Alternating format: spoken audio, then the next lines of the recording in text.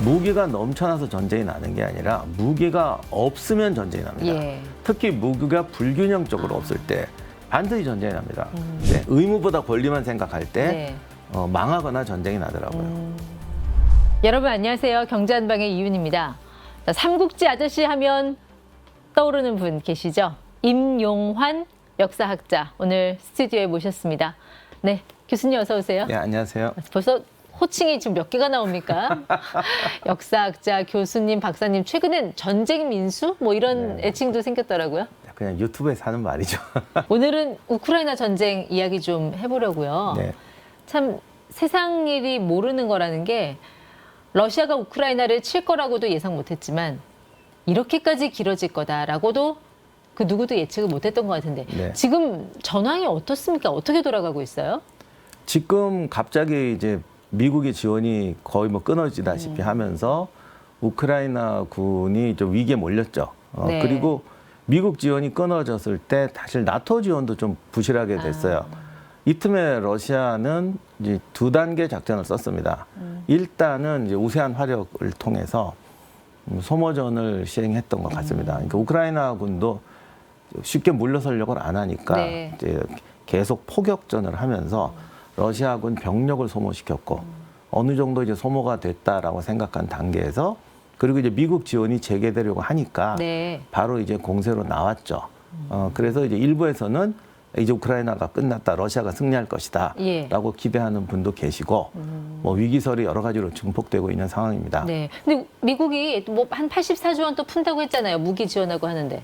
근데 그게 이제 도착하는데도 한 2달 걸리고요. 무기가 도착해서 전선에 배부되는데도 시간이 예. 걸립니다. 그 다음에 그동안 우크라이나군이 지금 병력 손실이 커서 지금 뭐 여단을 새로 만든다 이런 말까지도 있거든요. 그러다 보니까 네. 만들어진 군대에 보급이 들어가는 게 아니라 병력이 부족해지고 편제가 깨지니까 재편성을 해야 되는 단계인데 뭐 또 요즘 아시다시피 미사일, 드론 제공권에서 지금 굉장히 밀리고 있잖아요. 네. 그러니까 이 어떤 후방 기지에서의 정비라든가 보급도 원활치가 않습니다. 그러니까 우크라이나가 그래도 힘들게 진격은 했지만 하다못해 공격용 헬기도 없고 뭐 미국에서 하이마스 같은 그런 뭐 포를 지원받기도 했지만 제공권 빼앗기고 말씀하신 대로요. 그러니까 뭔가 후방 보급로를 타격할 수 없는 상황이다 보니까 지금 뭐 한 50km 이상 진격이 힘들다 이렇게 보고 계시는 거죠. 그렇죠. 지난번 작년에 우크라이나군이 공세로 나갈 때 그때 또 이제 많이 기대하는 분은 이제 확 저 뭐 크림반도까지 미는 네. 거 아니냐 뭐 이런 기대하신 분도 계신데 사실 그게 곤란한 것이 그때 조금 더 진격했으면은 러시아 보급선을 위협할 수는 있어요. 네. 그런데 거기서 더 나가려면 말씀하신 대로 공격 헬기도 없고 제공권도 없는 상황에서는 뭐 아무리 하이마스가 성능이 길어도 더 이상 나갈 수가 없는 거죠. 사실상 화력 지원이 안 되는 거였죠. 거기까지 간 게 최선이었던 겁니다. 그러니까 우크라이나전에서 이 러시아는 자기 앞마당에서 싸우는 것이고 우크라이나를 지원하는 미국이나 서방은 멀리서 지원을 해주는 꼴이니까 훨씬 이제 러시아는 유리한 입장에서 싸우는 거라서 그렇죠. 러시아가 서방의 한 10분의 1 정도 비용으로 싸우고 있다. 뭐 이런 분석도 있더라고요. 근데 꼭 그렇지는 않은 것 같아요. 그러니까 이 전쟁의 문제는 일단 서방 측에서 특히 미국 쪽에서 너무 전쟁을 게임처럼 조정하려고 했어요. 물론 이게 러시아가 핵을 쓴다거나 네. 확전이 되는 걸 두려워했던 것. 그리고 진짜 문제는 서유럽이 준비가 안 돼 있는 거죠. 미국은 처음부터 이거를 너무 방어 위주로 해서 이게 바이든 외교가 늘 그런 식인데 저분이 외교 전문가라는데 옛날에도 한 거 보면은 이렇게 여기다 양념 타고 뭐 소금 타고 간장 타고 이런 걸 너무 좋아하는 것 같아요. 근데 사실 이번엔 러시아 또 전 유럽이 걸려 있고 또 세계 정세가 걸려 있는 큰 전쟁인데 너무 말씀하신 대로 공격보다는 방어에 치중을 했고 그러니까 마치 인형극 하듯이 네. 통제하려고 했다 그 말씀이신 거잖아요. 네. 그리고 그 배경에는 러시아가 언제 힘이 빠질 것이냐, 러시아가 언제 전쟁을 포기할 것이냐는 부분에 대해서 계산착오도 있었던 것 같고요. 그리고 제가 이렇게 말하면 이제 어떤 분은 그러겠죠. 당신이 뭐 CIA냐, 쟤들이 뭐 거긴 똑똑한 사람 없냐 이렇게 얘기하는데 저희가 역사를 보면 똑똑한 사람이 없는 게 아니에요. 그러나 어느 나라든지 정치적 문제는 정치적 배려 속에서 결단이 나게 돼 있어요. 안 그런 적이 없어요, 역사에서. 그러니까 어느 정도 선이 커지고 규모가 커지고 세계 정세가 들어가면 군사작전이든 뭐든 정치적 의도에 의해서 결정이 난다고요. 네. 그런데 만약에 그 국가의 정치가 불안하거나 정치적 입지가 복잡하면 더 왜곡된 판단을 낼 수밖에 없는 거죠. 실상과 다른. 그런데 사실 미국은 이제 공화당이 이 무기 지원에 반발하면서 우크라이나에 대한 지원이 그만큼 더 늦어졌고 그래서 이렇게 지금 더 수세에 몰리게 된 그런 결과를 초래한 거 아닐까요? 그 부분도 굉장히 복잡한 부분이 있어요. 공화당 내에도 우크라이나 지원 찬성하는 사람들 많았어요. 그리고 트럼프가 지금까지 늘 그랬지만 이거 나 해결할 수 있어. 뭐 이렇게 할 거야. 그리고 또 한 번에 한 적은 없어요. 아프가니스탄도 빠지겠다고 한 거는 트럼프였지만 결국 뺀 건 바이든이었고 네. 빼는 과정에서 잘못해가지고 욕은 바이든이 다 먹었어요. 그러니까 그 이번에 공화당이 우크라이나의 지원에 대해서 반대하는 것은 지금 국내에서도 지금 굉장히 지지율이 왔다 갔다 하고 트럼프가 사법에도 걸려 있지 않습니까? 네. 그러니까 어떻게든 이 사람은 지지율을 1%라도 올려야 될 것이고 아. 그러니 공수표 남발을 할 수밖에 없는 거고요. 예. 이제 미국의 국내 여론 중에도 미국은 항상 그게 있잖아요. 왜 우리가 남의 나라에다 돈 주고 고생해야 되냐. 그렇죠. 우리끼리 잘 먹고 잘 살면 예. 되지. 뭐 1차 대전부터 지금까지 그랬습니다. 그래서 지금까지 미국은 우크라이나 전에 한 돈을 얼마나 쓴 걸로 나와요?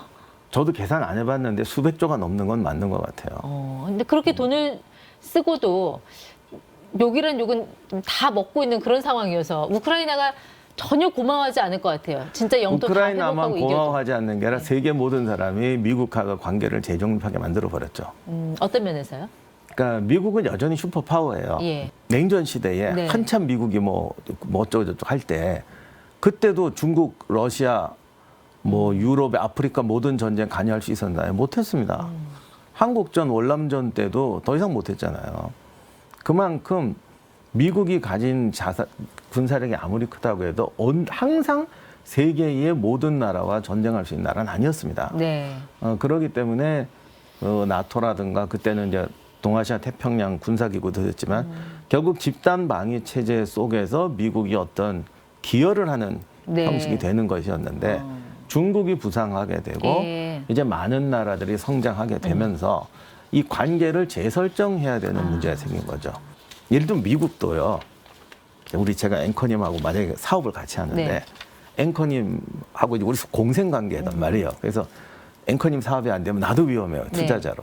그러면 신경을 많이 쓰겠죠. 그렇죠. 근데 제가 한 100군데 투자해 놓고 있어요. 뭐 앵커님하고 관계를 끊을 필요도 없지만 네. 내 목숨이 걸려있진 않아. 여기도 중요해요. 그러면 저 사람이 지금까지 나에 대해서 한 30은 애정을 가지고 있는 줄 알았더니 이제 보니 5도 안 되는구나. 예. 그러면 관계 설정을 다시 해야죠. 그 미국이 항상 갖고 있는 수식어 중에 하나가 세계의 경찰.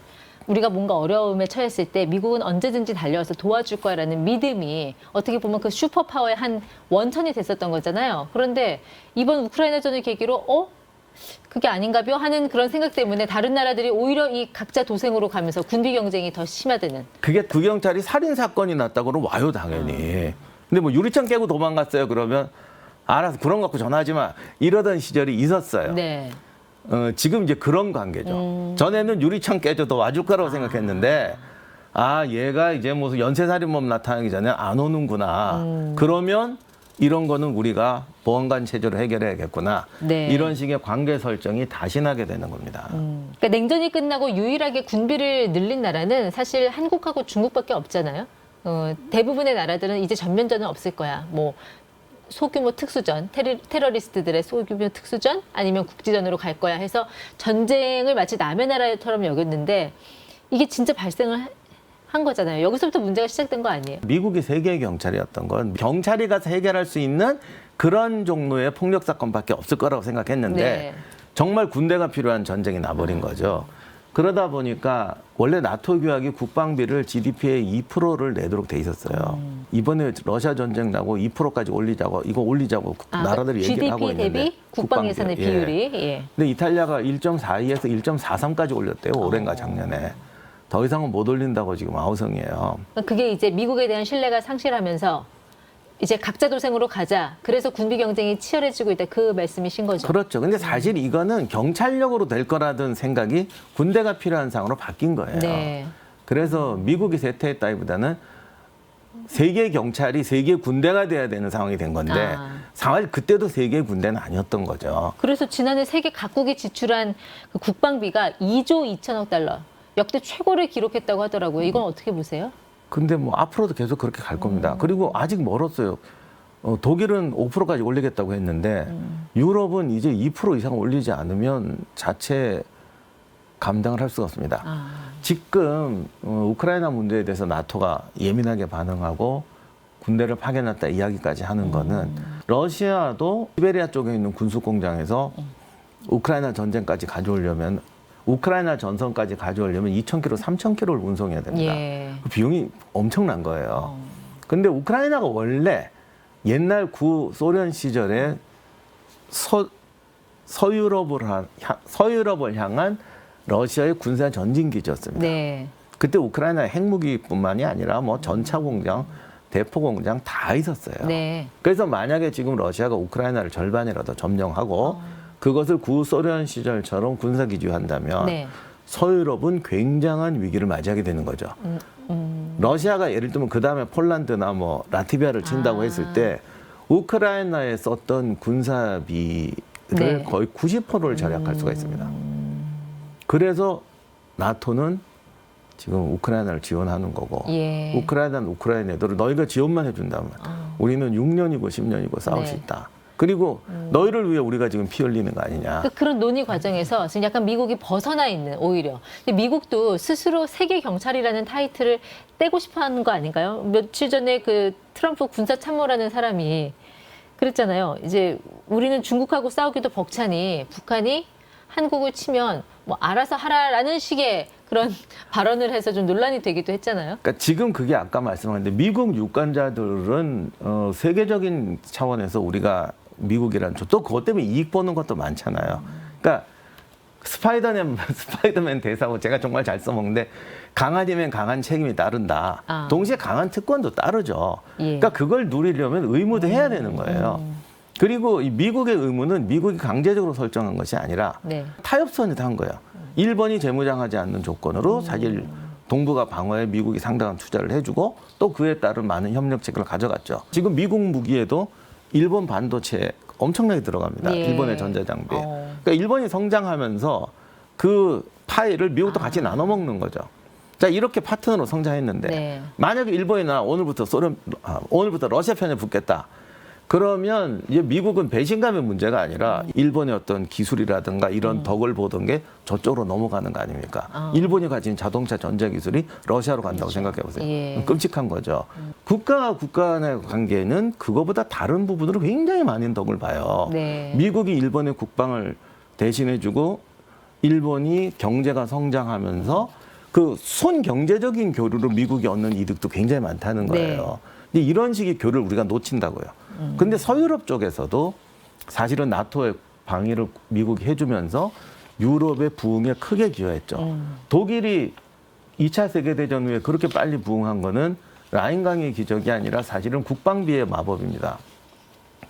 2차 세계대전 끝나고 냉전 체제로 가니까 프랑스나 영국 승전국들이 이렇게 말합니다. 사실은 1차 세계대전 끝났을 때는 독일을 무장 해제시키려고 했잖아요. 네. 그리고 막 배상금 때려가지고 누르려고 했었죠. 근데 그 바람에 2차 세계대전이 났는데 2차 세계대전이 끝나고 나니까 냉전 체제로 가요. 예. 이제 서유럽의 가장 큰 적은 러시아예요. 그러면 결국 이번 전쟁에서 미국이 원하는 것은 양쪽이 모두 다 힘이 빠진 상태에서 양쪽 손을 들어주는 그런 어떤 승리 없는 평화로 가지 않을까. 결말이 어떻게 될 걸로 보세요? 지금 그렇게 될 가능성이 되게 높고 특히 트럼프가 집권한다면 그런 식으로 갈 것 같아요. 그런데 이제 그거는 서유럽도 지금 좋아하는 방법은 아니죠. 네. 지금 거기는 이해관계가 되게 복잡해서 그렇게 할 수도 있습니다. 네. 그렇게 하려고 하더라도 그것도 여러 가지 조건이 따릅니다. 근데 미국이 뭐 월남전 때도 그랬고 아프가니스탄 전쟁 때도 그랬고 실책이 다 있었잖아요. 실패가 있었잖아요. 이번 우크라이나전에서 미국의 가장 큰 실책은 뭐라고 보세요? 미국은 그 본토 경제 자체가 세계에서 슈퍼 경제예요. 미국 국내 여론은 미국은 항상 우리는 잘 먹고 잘 살 수 있다. 우리끼리 잘 먹고 잘 살 수 있다라는 정서가 지배합니다. 이런 관계에서 국제 관계 속에서 미국 유권자들이 봤을 때 손해 보는 것 같은 거. 이런 행동에 대해서는 자꾸 브레이크가 걸릴 수밖에 없어요. 예. 특히 지금은 전세가 포퓰리즘 단계니까 예. 뭐 억울하다. 한국이 국방비 떼먹는다. 진짜 트럼프는 역대 미국 대통령 중에서 저렇게 백성들한테 대놓고 거짓말을 제가 이런 말 했더니 당신 바이든 편이야 막 이런 사람도 네. 계신데 절대 그거 아니에요. 바이든 정책도 엄청 비판하는 사람인데 지금 미국은 바이든이든 트럼프든 간에 포퓰리즘이라는 건 사실 국민한테 거짓말하는 거잖아요. 네. 그리고 그 거짓말할 때 꼭 다른 사람을 희생양으로 만드는 거죠. 다른 나라를. 이게 도를 넘었어요. 이러다 보니까 유럽에서도 더 큰 문제가 생기고 미국의 신뢰가 떨어지는 거죠. 그러니까 이 평화가 길게 지속되다 보니까 인류의 역사는 마치 평화가 디폴트 값인 줄 알고 생각하는 경우가 많지만 정말 이번 그 우크라이나 전쟁 길어지는 거 보면 참 평화라는 게 결코 이 디폴트는 아니다. 디폴트 값은 아니다 하는 생각도 저는 들어요. 언제나 네. 그런 얘기합니다. 많은 분들이 무기가 무기 생산이 많아지고 군대가 늘면 전쟁이 난다라고 얘기를 해요. 그래서 한때 뭐 그런 영화도 있었잖아요. 뭐 모든 전쟁 뒤에는 무기 상인이 있다. 네. 근데 저는 그건 정말 잘못된 생각이라고 말씀드리고 싶어요. 그리고 이게 축이 움직인단 네. 말입니다. 그럼 이게 재편이 되는 과정에서 갈등이 날 수밖에 없어요. 뭐 중국이 우리 일자리 뺏어간다, 한국이 일자리 이런 뺏어간다 이런 말이 이제 먹힌단 말이에요. 네. 그거에 대한 반대 이론이 설득이 안 돼요. 이런 단계이기 때문에 그 21세기 넘어올 때도 이게 축이 바뀌고 있어서 예. 이제 옛날식의 방식이 안 돼 있는데 그리고 이거로 갈 준비는 안 돼 있는데 그러면 전쟁이 나게 돼 있어요. 그런데 그건 아무도 얘기를 안 했죠. 앞으로 이렇게 되니까 없을 것이다라고 예. 얘기를 했어요.